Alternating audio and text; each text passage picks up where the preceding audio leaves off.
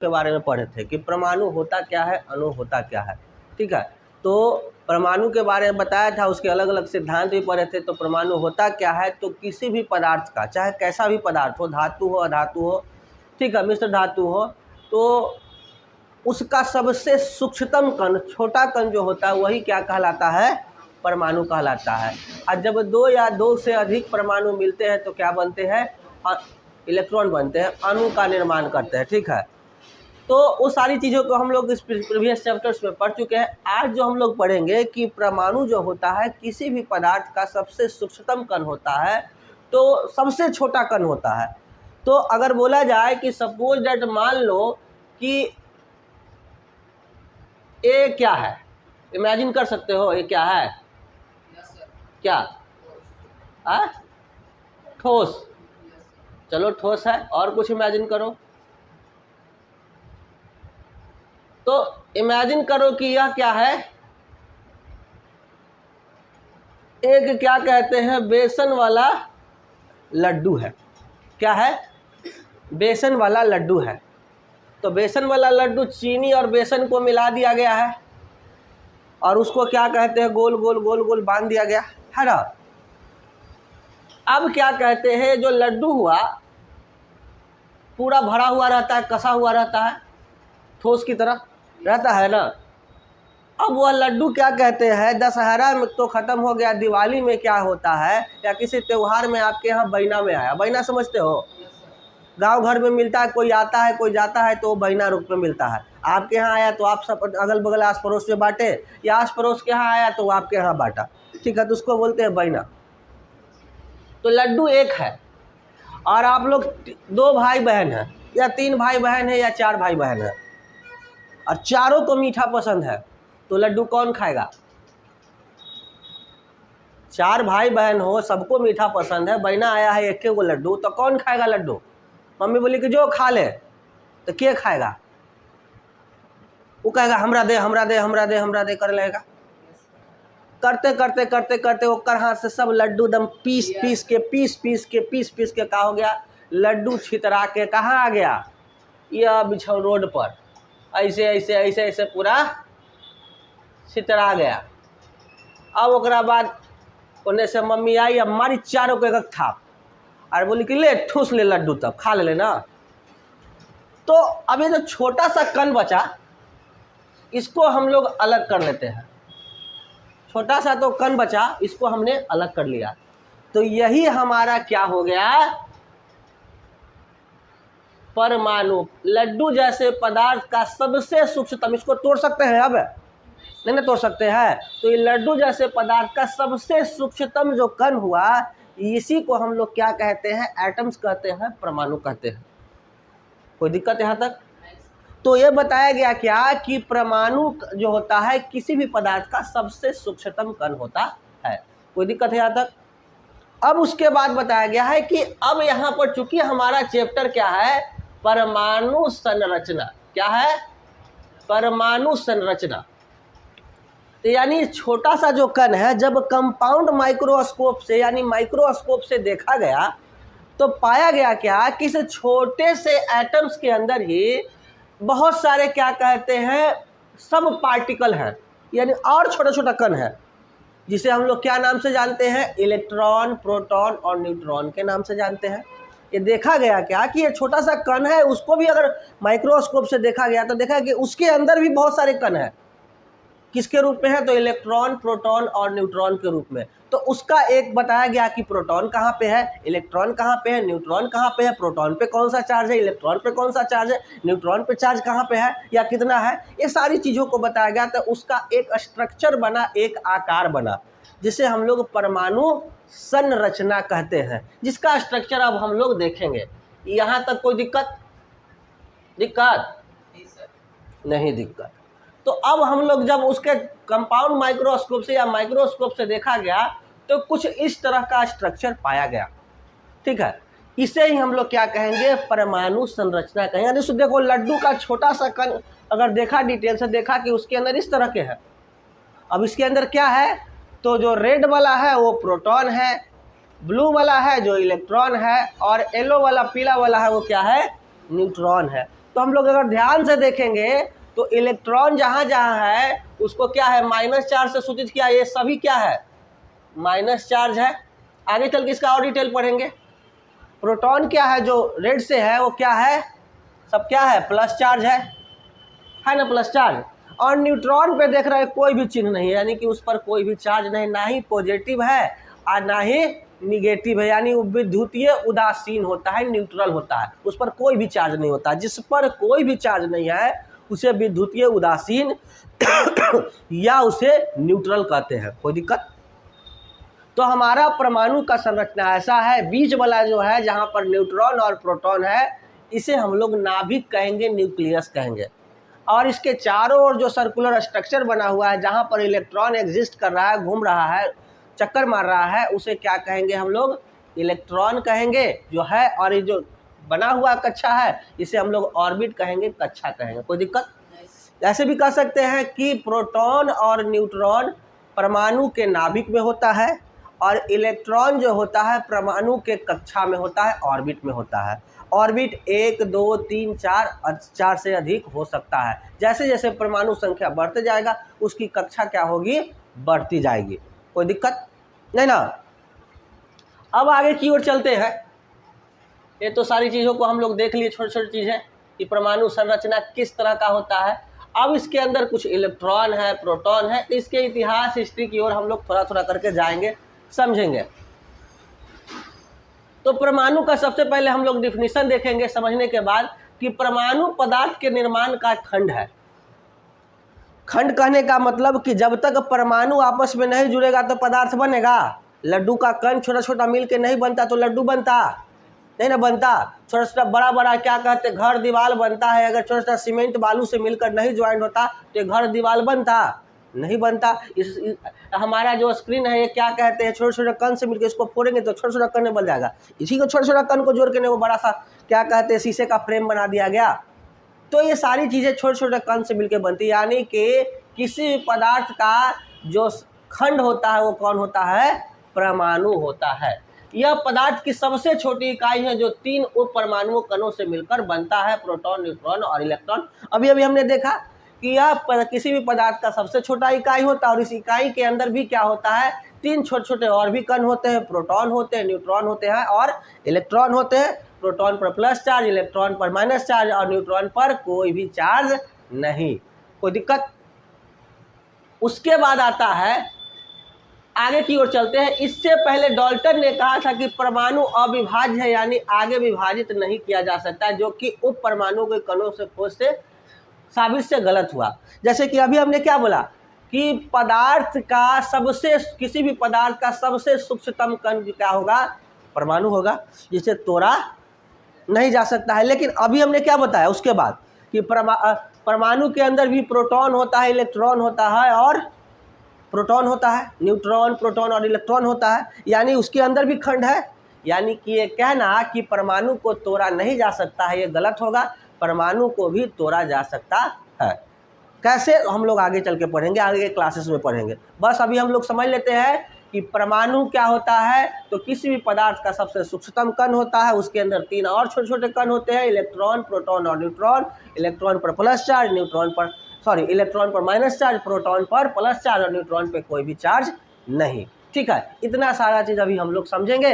और ये जो कहना कि पदार्थ का सूक्ष्म कण होता है बिल्कुल सही है, लेकिन इसे तोड़ा नहीं जा सकता है ये कहना गलत होगा। कोई दिक्कत नहीं ना। उसके बाद आता है कि अब हमने तो समझ लिया कि परमाणु क्या होता है, इलेक्ट्रॉन के बारे में भी थोड़ा सा समझे। अब इलेक्ट्रॉन की खोज कैसे हुई, कहाँ से इसकी चर्चा की गई, इसके बारे में हम लोग समझे। किसने इसकी चर्चा की, उस पर चार्ज कहाँ से आता है, कितना आता है, ये कोई बताया तो कहाँ से हुआ, इसकी सारी चीज़ों के बारे में आज इसका हम लोग चीर फाड़ करने जा रहे हैं, पोस्टमार्टम करने जा रहे हैं। ठीक है, तो आते हैं यहाँ पे इलेक्ट्रॉन की खोज में। सबसे पहले तो बोला गया है क्या, इलेक्ट्रॉन की खोज कैथोड किरण की सहायता से जे थॉमसन ने किया। बोला गया है क्या, इलेक्ट्रॉन का खोज किसके सहायता से, कैथोड रे है ना, कैथोड रे यानी कैथोड किरणें की सहायता से मिस्टर जे थॉमसन ने किया। कोई पूछेगा कि इलेक्ट्रॉन का खोज किसने किया, तो जे थॉमसन ने। किसकी मदद से, तो कैथोड रे की मदद से, कैथोड किरणों की मदद से। कोई दिक्कत? उसके बाद बोला कि थॉमसन ने कैथोड किरणों की मदद से परमाणु में इलेक्ट्रॉन की उपस्थिति में के बारे में बताया, यानी कि जे थॉमसन ने कैथोड किरणों की मदद से ये बताया क्या कि किसी परमाणु में क्या होता है, नेगेटिव चार्ज होता है, इलेक्ट्रॉन होता है। कोई दिक्कत? उसके बाद बताया क्या, इलेक्ट्रॉन के बारे में कुछ महत्वपूर्ण तथ्य। ये तो हम लोग जान लिए कि इलेक्ट्रॉन का खोज किसने किया, तो मिस्टर जे थॉमसन ने किया। कैसे? तो कैथोड किरणों की मदद से। ठीक है, लेकिन अब कुछ और भी बातें हैं जो हम लोग जे थॉमसन ने बताया था, वो हम लोग क्या करेंगे, जान लेंगे। तो सबसे पहला बात बताया क्या, इलेक्ट्रॉन पर चार्ज कितना होता है, आवेश कितना होता है, तो 1.6 × 10 के पावर -19 कूलाम क्या होता है। तो इलेक्ट्रॉन पे जो चार्ज होता है कितना, तो 1.6 × 10 के पावर -19 कूलाम। लेकिन क्या होगा, माइनस में, चूंकि इलेक्ट्रॉन माइनस में होता है इसलिए चार्ज भी क्या होगा, माइनस में होगा। इलेक्ट्रॉन का द्रव्यमान कितना होता है, मास कितना होता है, तो 9.1 × 10 के पावर -31 kg। ठीक है, कोई दिक्कत नहीं ना। ये सारी चीज़ें आप याद करके रखिएगा, क्योंकि हायर क्लासेस में या आपके 9th क्लासेस में भी क्या होगा, बड़े काम का चीज़ है। क्यों? क्योंकि ये ऑब्जेक्टिव में ही पूछेगा और कभी कभी कैलकुलेशन करने में, मैथमेटिकल प्रॉब्लम्स को सॉल्व करने में भी इसका बहुत ज़्यादा उपयोग है। सीधा है ना। उसके बाद आते हैं आगे की ओर, चलते हैं। यहाँ तक कोई दिक्कत? अब आता है इलेक्ट्रॉन का, तो कहानी खत्म हमने कर लिया। अब आते हैं प्रोटॉन का। प्रोटॉन क्या होता है, तो अभी हमने बताया था क्या कि परमाणु का ही एक सब पार्टिकल है और इस पर क्या होता है, प्लस चार्ज होता है। खोज किसने किया है, तो बताया गया कि मिस्टर ई गोल्डस्टीन ने उनके द्वारा प्रसिद्ध एनोड किरणों के केनाल किरणों के प्रयोग द्वारा परमाणु में धन आवेशित कण यानी प्रोटॉन की खोज की। यानी कि अगर बोला जाए कि प्रोटॉन का खोज किसने किया, तो ई गोल्डस्टीन। कुछ भी नहीं याद है तो सिर्फ मिस्टर गोल्डस्टीन ने परमाणु की खोज की। किसकी मदद से, तो एनोड किरणों की मदद से। इलेक्ट्रॉन का खोज किससे किया गया, तो कैथोड किरणों की मदद से। और प्रोटॉन का खोज किससे किया गया, एनोड किरणों की मदद से। और इन्होंने बताया क्या कि प्रोटॉन पे क्या होता है, प्लस चार्ज होता है। ठीक है, उसके बाद बोला गया है, जिस तरह से हमने इलेक्ट्रॉन के कुछ तथ्यों को जाना था, प्रोटॉन के तथ्यों को भी जानेंगे। तो बोला गया पहला तथ्य इसका क्या है कि प्रोटॉन का जो चार्ज होता है सेम होगा, जितना इलेक्ट्रॉन पे होता है उतना ही प्रोटॉन पे होगा। बस अंतर क्या है कि इलेक्ट्रॉन पे माइनस चार्ज होगा और प्रोटॉन पे प्लस चार्ज होगा। देखो 1.6 × 10 के पावर -19 कूलाम, यहाँ भी प्लस है, वहाँ क्या था, माइनस है। अंक वही है, सिर्फ चार्ज बदल गया, क्योंकि इलेक्ट्रॉन पे माइनस चार्ज होगा और प्रोटॉन पे प्लस चार्ज होगा। और मास में अंतर है, मास कितना होगा, तो 1.673 × 10 के पावर -27 kg। प्रोटॉन का जो मास होगा वो अलग होगा। याद करके रखना है कि प्रोटॉन का, किसी परमाणु के अंदर प्रोटॉन का मास कितना होता है, 1.673 × 10 के पावर -27 kg। कोई दिक्कत है ना। अब आता है, बोला गया प्रोटॉन का द्रव्यमान क्या होता है, इलेक्ट्रॉन के द्रव्यमान का 1840 गुना अधिक होता है। कितना, 1840 गुना। ये कहने का मतलब देखो, प्रोटॉन का द्रव्यमान, इलेक्ट्रॉन का द्रव्यमान, लेकिन इलेक्ट्रॉन जो प्रोटॉन के द्रव्यमान को अगर बराबर करना है इलेक्ट्रॉन के द्रव्यमान से, तो इलेक्ट्रॉन के द्रव्यमान को कितना से गुना करना पड़ेगा, 1840 से। ठीक है, यानी कि दोनों का द्रव्यमान अगर तुलना किया जाए तो प्रोटॉन का द्रव्यमान ज़्यादा कि इलेक्ट्रॉन का द्रव्यमान ज़्यादा, प्रोटॉन का द्रव्यमान ज़्यादा। कोई दिक्कत नहीं ना। अब आगे की ओर चलते हैं। यहाँ तक किसी को कोई दिक्कत? क्या हमने देखा कि गोल्डस्टीन ने प्रोटॉन की खोज की, इस पर प्लस चार्ज होता है और कितना चार्ज होता है, तो 1.6 × 10 के पावर -19 कूलाम प्लस में। और इस पर मास कितना होता है, तो 1.673 × 10 के पावर -27 kg। कोई दिक्कत है ना। आगे की ओर चलते हैं।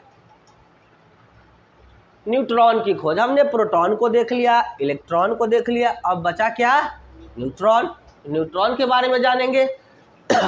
तो जेम्स चैडविक ने हल्के तत्वों जैसे कि लिथियम, बोरॉन इत्यादि कणों के साथ भिड़ंत करवाई, जिसके कारण बस एक नए कण जिनका द्रव्यमान प्रोटॉन के बराबर था तथा वे आवेश रहित थे, उत्पत्ति सिद्ध हुई। यह कणों को न्यूट्रॉन का नाम दिया गया। यानी कि अगर कोई पूछा आपसे कि न्यूट्रॉन का खोज किसने किया, तो किसने किया, जेम्स चैडविक ने। इस पर कितना चार्ज होता है? तो 0, ना ही प्लस ना ही माइनस, 0। कोई दिक्कत? ठीक है। अब बोला गया है क्या, आगे के बारे में बताया गया है क्या, कब कैसे किया गया, तो कैसे तत्वों का क्या कहते हैं, भिड़ंत करवाया गया, मतलब कि कोलिजन कराया गया, तो लिथियम बोरॉन जैसे तत्वों का। तो अभी आप लोग को क्लासेस में बस इतना समझ लेना है कि न्यूट्रॉन का खोज किसने किया, तो मिस्टर जेम्स चैडविक ने किया। इस पर चार्ज क्या होता है, तो 0 होता है। कोई दिक्कत? ये कहाँ पे होता है, तो परमाणु के नाभिक में होता है, न्यूक्लियस में होता है। कोई दिक्कत यहाँ तक नहीं ना? आगे की ओर चलते हैं।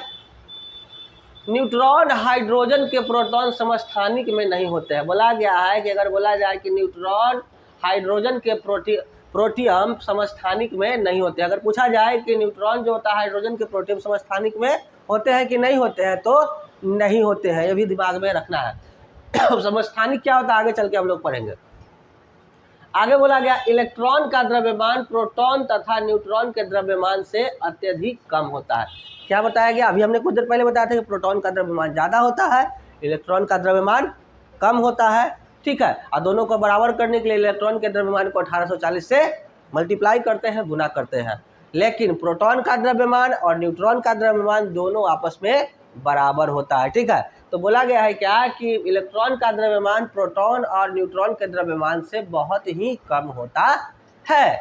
आगे चल के बताया गया क्या, इसलिए परमाणु का द्रव्यमान प्रोटॉन और न्यूट्रॉन के द्रव्यमानों का योग होता है। इसलिए कह सकते हैं, क्या कह सकते हैं कि परमाणु का द्रव्यमान, यानी कि फॉर्मूला लिख सकते हैं, परमाणु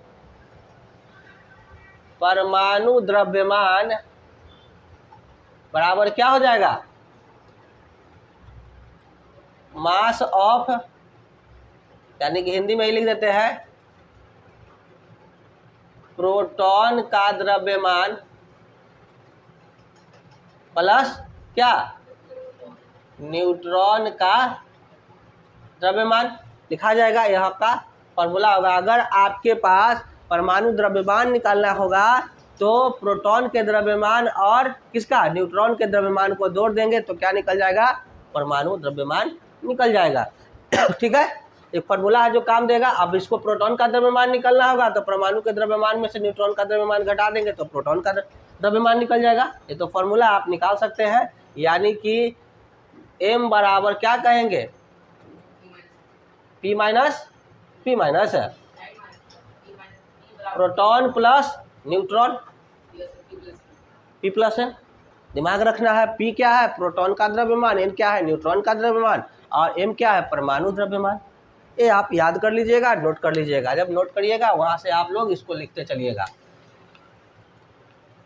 तो अभी तक जो बताया उसमें कोई दिक्कत, स्क्रीन सीधा है कि दब गया जी, दबा नहीं ना है, चलिए। अब आता है परमाणु मॉडल। हम लोग क्या समझेंगे, परमाणु मॉडल। टाइम कितना हुआ, 5 बजा है ना अभी, चलिए कोई बात नहीं है। तो बोला गया उप परमाणुविक कणों जैसे कि इलेक्ट्रॉन, प्रोटॉन और न्यूट्रॉन की खोज उपरांत परमाणु के विभिन्न मॉडल दिए गए हैं। बोला गया है क्या कि जैसे कि हमने देखा कि परमाणु के अंदर छोटे छोटे कण होते हैं, परमाणु के अंदर क्या हो, छोटे छोटे कण क्या होते हैं, प्रोटॉन, न्यूट्रॉन और इलेक्ट्रॉन। ये सारी चीज़ों के बारे में जान लिए। तो जानने के बाद क्या है, कुछ मॉडल्स दिए गए हैं, कुछ रूल, कुछ सिद्धांत दिए गए हैं जो बारी बारी से हम लोग पढ़ेंगे। जैसे कि थॉमसन का परमाणु मॉडल, रदरफोर्ड का परमाणु मॉडल और बोर्स मॉडल। इसके अलावा भी बहुत सारे मॉडल हैं, ठीक है, स्कैटरिंग मॉडल वगैरह सब है। लेकिन अभी बस हम लोग को समझना है क्या, थॉमसन परमाणु मॉडल, रदरफोर्ड मॉडल, ठीक है। क्वांटम वगैरह वाला जो है वो सब बाद में पढ़ेंगे, जाके हायर क्लासेस में भी सिर्फ और सिर्फ समझना है क्या, ये सारी तीनों चीज़ों के बारे में पढ़ना है। पहले ये, फिर ये, फिर ये, बारी बारी से हम लोग पढ़ेंगे, ठीक है। तो ये क्या है, एक एक करके हम लोग जानेंगे कि परमाणु मॉडल क्या है। ये आपको याद करना नहीं है, बस समझ लेना कि परमाणु मॉडल कितने होते हैं 9th के हिसाब से। तो आपका थॉमसन परमाणु मॉडल, रदरफोर्ड परमाणु मॉडल और बोर्स मॉडल। बोर्स मॉडल और रदरफोर्ड तो आपको आगे चल के भी पर काफ़ी डिटेल से पढ़ना है। हायर क्लासेस में 11th 12th में जब जाइएगा तो वहाँ भी आपको यहाँ से पूछेगा, आपके नीट के एग्जामिनेशन में, आपके इंजीनियरिंग के एग्जामिनेशन में, IIT के एग्जामिनेशन में यहाँ से क्वेश्चन रहते हैं। बड़ा ही काम का चीज़ है, यहाँ से अगर पढ़े रहोगे तो यही चीज़ वहाँ पे भी फिर से रिपीट पढ़ना होगा। बस वहीं पे होगा, वहाँ पे इंग्लिश मीडियम में पढ़ोगे, कोई कोई बच्चा हिंदी मीडियम में भी पढ़ लेता है ना। हम लोग बारी बारी से आगे की ओर चलते हैं। तो बोला गया है क्या कि इन दिनों क्वांटम यांत्रिक परमाणु मॉडल जैसे वैज्ञानिक तौर पर सही पाया गया और इसी मॉडल को स्वीकृति दी गई है। इस मॉडल को उच्च कक्षा में पढ़ाया जाएगा। मतलब बताया गया है क्या कि हमने 3 मॉडल के बारे में जाना, थॉमसन, रदरफोर्ड और बोर्स। लेकिन एक मॉडल क्या था, किसी ने बताया कि क्या कहते हैं, परमाणु जो होता है एक गोलाकार स्फीयर में होता है जिसपे प्लस चार्ज और माइनस चार्ज पूरा छितराया हुआ है, ठीक है, बराबर मात्रा में जितना प्लस चार्ज उतना माइनस चार्ज, जैसे थॉमसन ने बताया। उसके बाद रदरफोर्ड आए तो रदरफोर्ड ने बताया क्या कि क्या कहते हैं, ठीक है तुम जो कह रहे हो, लेकिन क्या कहते हैं परमाणु तो गोलाकार होता है, लेकिन कह रहे हो कि पूरा बराबर में प्लस और माइनस कुछ चार्ज से। थॉमसन ने कहा कि ऐसे ऐसे है, प्लस माइनस इस तरह से पूरा फैला हुआ है। तो कहा कि ठीक है गोलाकार तो होता है लेकिन ऐसे चार्ज फैला हुआ नहीं होता। रदरफोर्ड ने क्या किया, रदरफोर्ड स्कैटरिंग मॉडल ने बताया क्या कि उसमें क्या होता है, इलेक्ट्रॉन होता है, प्रोटॉन होता है, न्यूट्रॉन होता है। और इलेक्ट्रॉन कहाँ पे होता है, तो उसके नाभिक में, सॉरी इलेक्ट्रॉन क्या तो उसके कक्षा में होता है, ऑर्बिट में होता है। और प्रोटॉन और न्यूट्रॉन जो होता है उसके सेंटर पे होता है। यानी कि उसने बताया कि परमाणु के अंदर एक नाभिक भी होता है। उसके बाद मिस्टर बोर्स आए तो उन्होंने बताया क्या कि जब क्या कहते हैं कोई इलेक्ट्रॉन जो होता है बाह्यतम कक्षा में घूमते रहता है, चक्कर मारते रहता है, जब एनर्जी लेता है तो हायर ऑर्बिट में जाता है और एनर्जी क्या होता है लूज करता है तो लोअर ऑर्बिट में जंप करता है। तो ये सारी चीज़ों को हम लोग बारी बारी से आगे चल के पढ़ेंगे। अभी जो है लेटेस्ट में चल रहा है क्या, क्वांटम थ्योरी, जो कि हम लोग बताया गया कि आगे चल के पढ़ेंगे। अगर आपको होगा कि नहीं हमको 9th में बता दीजिए तो आपको नेक्स्ट क्लासेस में उसको अलग से बता दिया जाएगा, है ना।